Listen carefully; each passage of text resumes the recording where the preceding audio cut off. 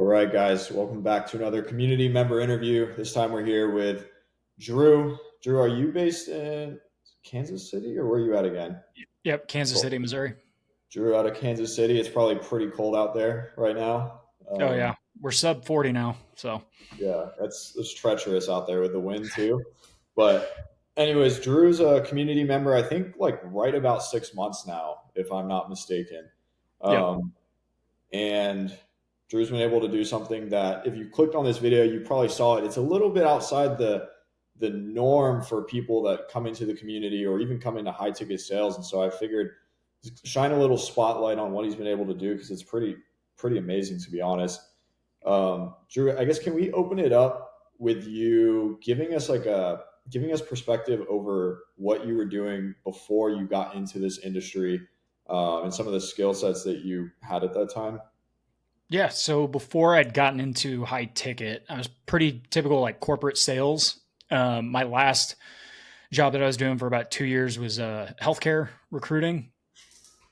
So um, definitely different than the other stuff, but I did have like a skill set in terms of like I knew how to relate to people, talk to people. Had developed kind of that bulldog mentality because if you know anything about recruiting, like you have to still call people and sell jobs, and you've got to cold call a lot in order to build up a client base. So that was actually helpful coming into the space and having that type of experience that I think Matt Ryder calls it like cutting teeth Mhm. experience. So Yeah. What was it about that specific corporate job uh, that started to make you feel like it wasn't for you? And how long had you been kind of looking into this space before you really decided to go all in? yeah, so I'd been looking. I'd heard about high ticket sales probably for about a year before I had actually made the jump. The biggest thing that moved me into that direction was corporate's very bureaucratic. I didn't like how it did not matter what I did in terms of performance. I like there was no growth opportunity. Like you go to a lot of these established companies and they'll tell you there's growth opportunity, but then next thing you know, you're 2 years in and like your prospects are for growth are minimal. Um, Especially in an industry like healthcare where it's so economically driven. And so like a post COVID like market in that space, like it was dramatically shrinking. And so ultimately with that and kind of just the bureaucratic politics of corporate, that ultimately is kind of what I had had enough. And I ended up just jumping in to high ticket. What so once you made the decision in your mind, like, okay, I want to pursue this, between then and when you joined the community, how like what had you gone and done on your own, or was joining the community kind of like the start of that process? So I was in a different cohort, just for like the creator economy, like the typical like build a personal brand. Yeah. And I'd actually connected with a guy who had previously done like high ticket, but in like the real estate mortgage broker space. And I just messaged him and I was like, hey, what what's your best advice in terms of getting in to the space? And he basically just sent me a few different people and he sent me you. And this was all within 2 weeks. And so as soon as he sent me you, I went through like your content that you had already had online, went and looked up testimonials and basically just made the jump right there from that point. Yeah.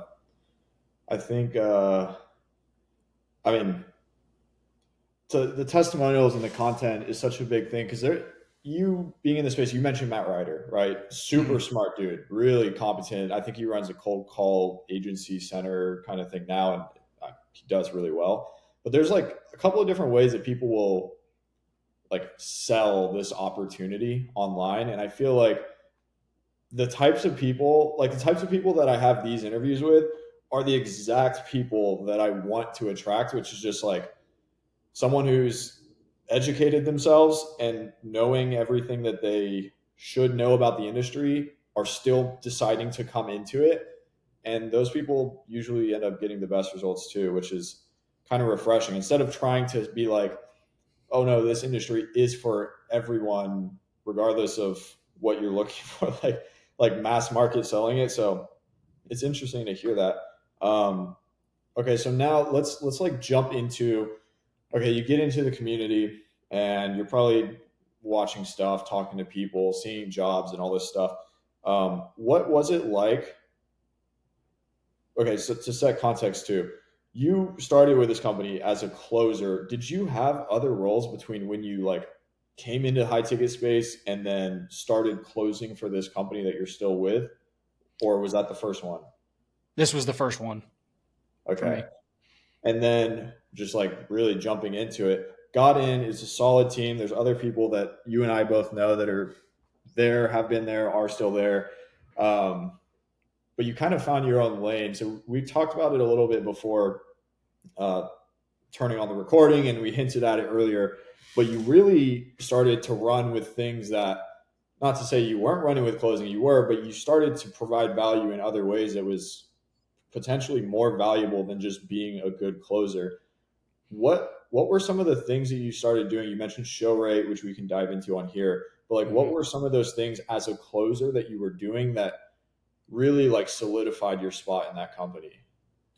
Yeah, and just for I guess a little bit of context, like I'm now the head of operations for the company. Um, so like as a closer, the first thing I noticed was there were just kind of inefficiencies in different areas of the business that I knew I could provide value for.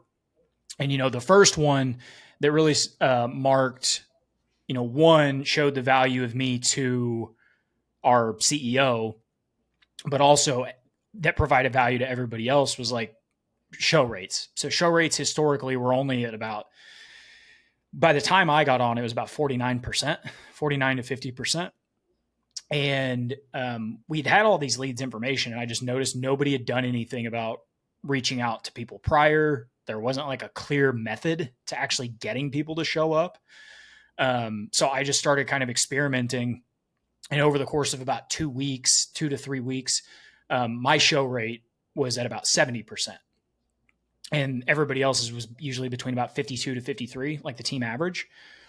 And so I immediately documented everything, put it into something like basically an SOP, and everybody else started following it. And then our show rate jumped up to about 62% as a team, which ultimately led to us going from 500K in May. And then by July, we were at 675K. Yeah. So pretty significant value add there. And then over time, there were just other things I noticed, like in terms of how the marketing. So like there were certain things in the marketing that were, a little bit questionable in terms of like it was attracting the wrong types of prospects. So I would give my 2 cents worth on those things. They would get implemented, and we would see like an improvement in terms of lead quality. Um, and so over time, and this is just, I ended up landing the role as head of ops when our previous guy left. And within from that first month, ended up adding an additional 100. So we went from about 805K to 980K. And that next month is with me kind of running the ops. So yeah, that's kind of the main things that happened. But my mindset the whole time was like, how can I just make things work better Yeah. to make my job easier, but then also to make everybody else's job easier? Yeah. So you've seen this company basically double in size. And how long have you been there now? Uh, June, July, August, September, about 5.5 months. Okay, so you landed there fast too, which is freaking, which is crazy. So doubling a company in size in 5.5 months, or let's call it maybe like 4 months of you being operate, or however long it actually was. I mean, that's so valuable to a business, and that's why. I mean, I don't know how much we're going to dive into it, but you basically now are in a position where you're not heavily commission only. Like you have a base that's comparable to the best like W-2 corporate kind of stuff, the stuff that people will work 10 years in a company to hope to achieve. Um, and all you had to do is double the company in 4.5 months or 4 months. Um, I'm curious though, so you were closing, you were improving your own stuff, which led to the team improving their stuff. And then you mentioned you're head of operations now, but before you were kind of focused on just like the sales operations. What do you think it was uh, from the company or the business owner's perspective to where they started to actually listen to your insights around other departments? So we mentioned before we turn on the recording, you're doing work with marketing, you're doing work with the fulfillment and pretty much every side of the business. Why did they care what you thought about the ads or like other parts? A lot of it was just like they gave one, just the show rate protocol was enough to start to have them to where they would listen to some of my insights. Um, but I think the biggest factor was I just went in and just grinded my face off. Like I wasn't like the typical like kind of what I think Cole Gordon calls them licks, like lazy incoming closers or something, and like Yeah. Matt Ryder mentions baby bird closers. And I think like that's something that a lot of like new people in the space needs to consider is like even though everybody's spouting like oh work smarter not harder, which absolutely you need to, but like there is a ton of value for being somebody that just knows how to fucking work and like put in some effort. And so that held a lot of weight. um but also like I just kind of assumed the role, which I think is super important in the space. And I Yeah. also, the most important thing was if I identified a problem, I didn't just tell somebody about the problem. I actually went in, came up with a potential solution because the founder and a lot of founders on these offers, like they they don't they don't have the decision making bandwidth to be able to think through everything every day.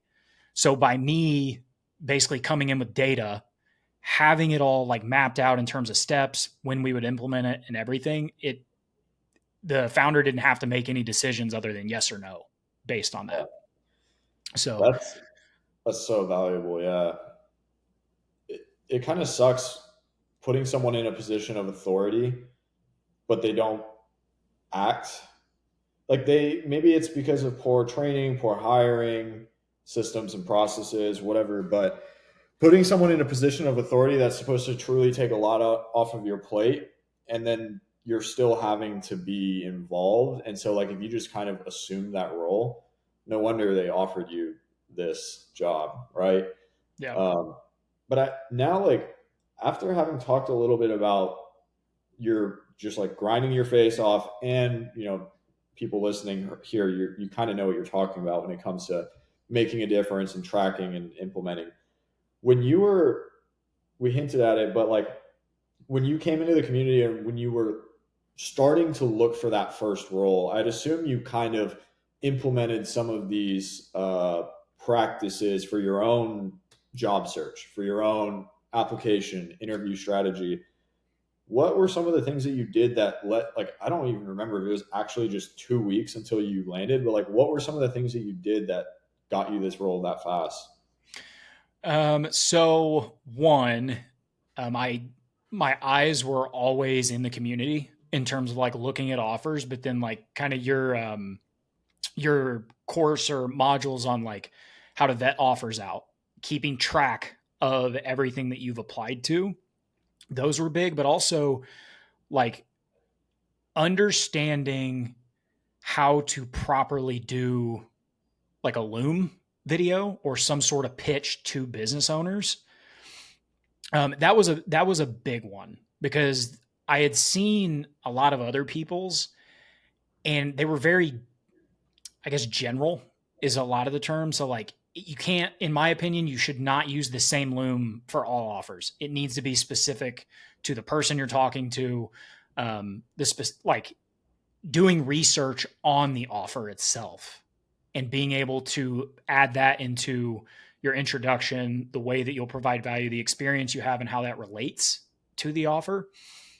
Uh, and then just making sure that you're prepared, actually prepared whenever you get on.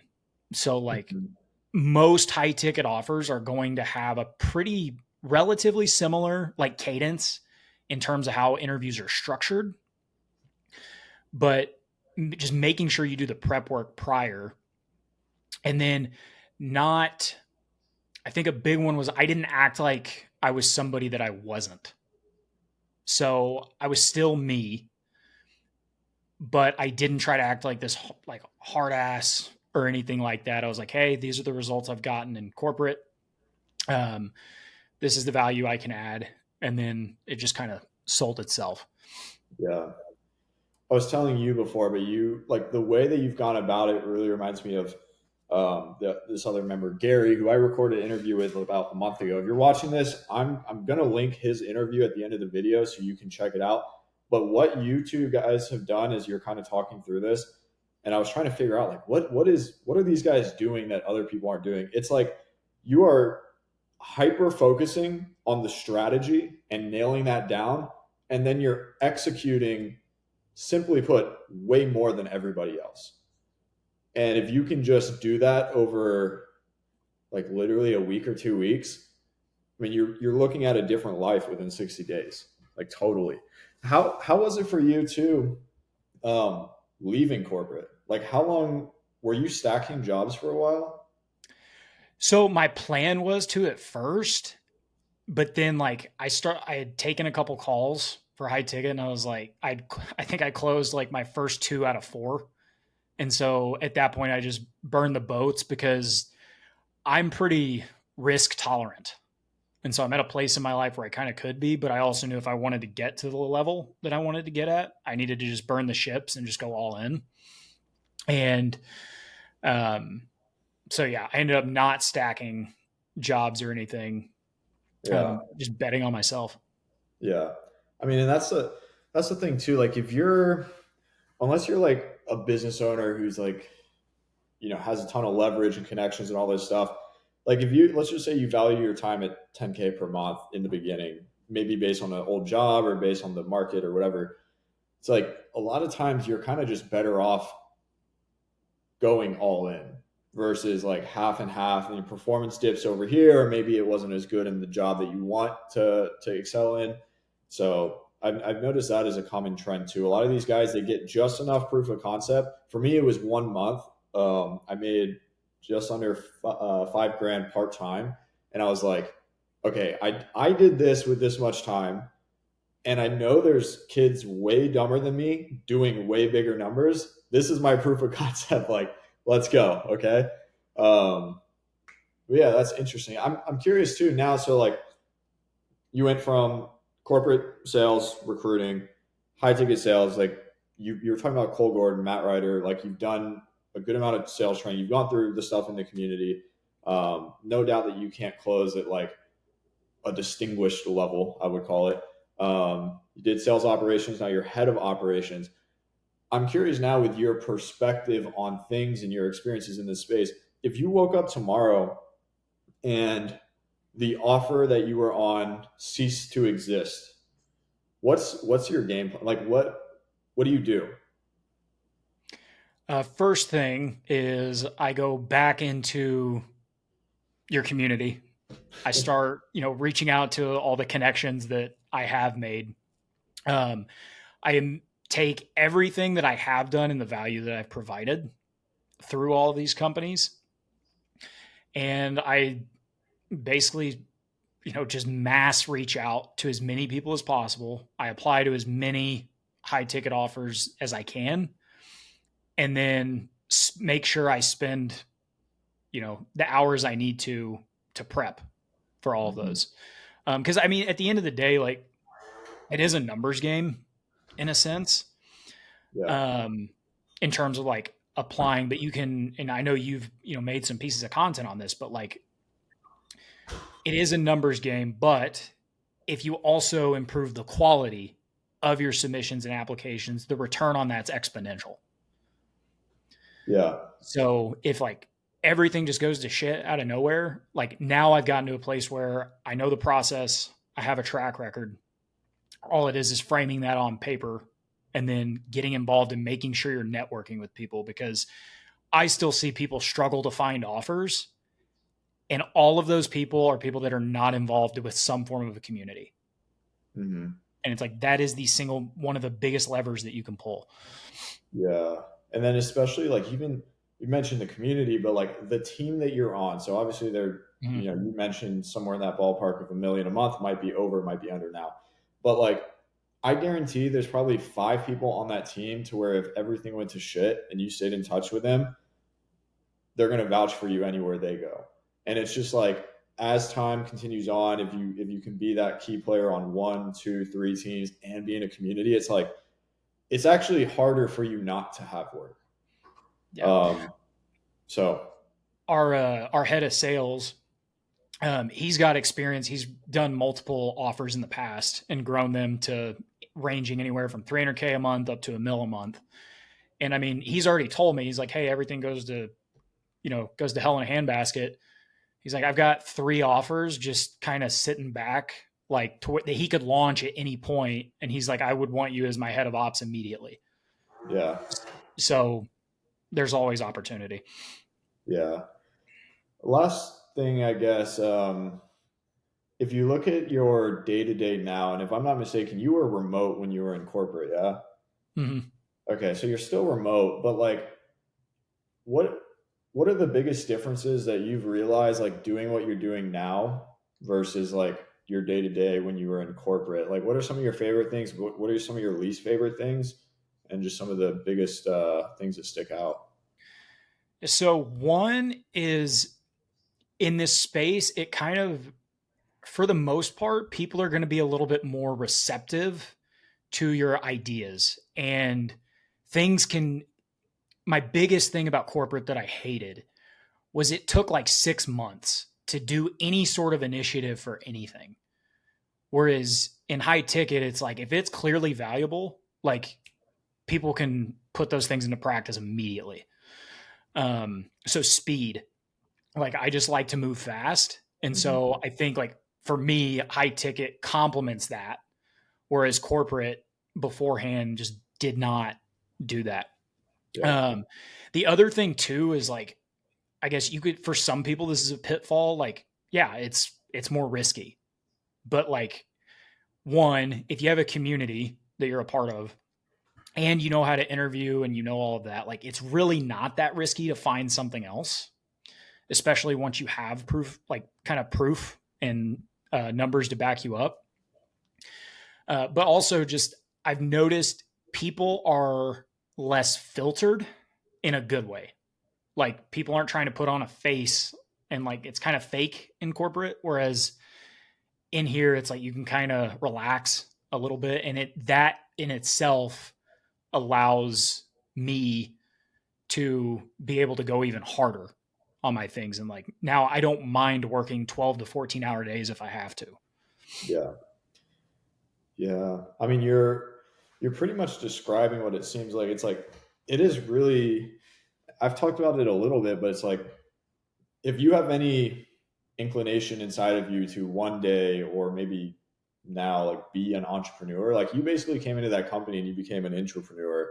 And by doing that, it like you're realizing some of the upside without the corporate downsides and waiting for other people just because they're so big they can't do anything too fast. So it's definitely interesting. Are you? And I'm just curious too. Are you with the position that you're in? Like, is a lot of your time kind of just grinding in the Google Sheets? Is it tech? Is it meetings? Like, what does that actually look like? So a lot, I would say it's split. I've got it to where it's split pretty evenly at this point. So like we're not like a super meeting heavy thing, but a lot of my time now, since we've kind of been able to dial some things in, is doing a lot more like strategy stuff and just kind of working with marketing in terms of new angles and campaigns for that. But I intentionally make sure I'm probably spending about, I'd say about 5 to 10 hours a week in terms of either digging into data or setting up like new systems. Mm-hmm. for things. Everything else is my focus anyway, is just like what's going to drive revenue and what's going to increase sales. Cause at the end of the day, like that's the most important Yeah. metric. Yeah. Well, man, I'm excited to see, like, one, where you can take this. The way I see it as a case study, like that's the way I look at everything. Like, if some people are like, "Oh, how do I make as much money right now, today, this month?" I'm like, dude, imagine the case study that I could build to land the bigger client down the road and just keep rolling it up into something bigger and bigger. That's what gets me excited. So I'm excited to Yeah. see like what you can achieve here and then what that can turn into in 6 months, a year, 2 years. Um, Yeah. for those of you guys that are watching, I'm going to link Drew's Twitter down below. He's not like a crazy sales content kind of guy, but does have a personal brand. I think it's a pretty good one. Um, and yeah, I guess Drew, any like last words for someone, or like, perhaps for you 7 months ago, or you 8 months ago, like what kind of words would you give yourself around high ticket sales, what's possible, and all that?